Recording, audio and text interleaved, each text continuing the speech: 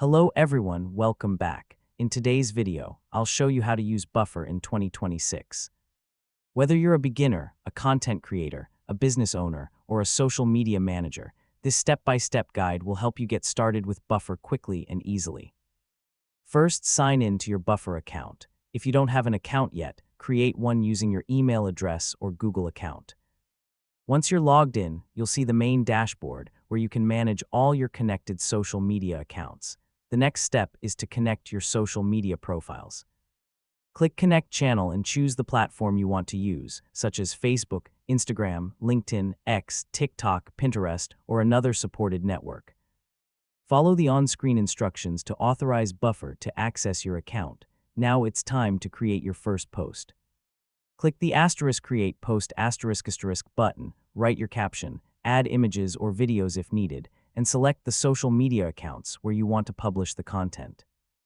You can publish the post immediately by clicking Publish Now *, or schedule it for a future date and time using the scheduling option.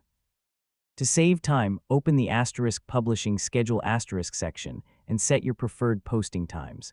Buffer will automatically publish your scheduled posts at those times. You can also view your upcoming content in the calendar and make changes whenever needed. If you want to track your performance, open the Analytics * section to view post reach, engagement, clicks, and other useful insights. These reports help you understand what content performs best so you can improve your social media strategy. Finally, visit the * settings * page to manage your account, notifications, team members, and connected channels. Keeping your account settings updated ensures everything runs smoothly. And that's how you can use Buffer in 2026 to schedule posts, manage multiple social media accounts, and track your performance with ease. If this tutorial helped you, don't forget to like this video, subscribe to the channel, and turn on notifications for more Buffer guides. Thanks for watching, and I'll see you in the next video.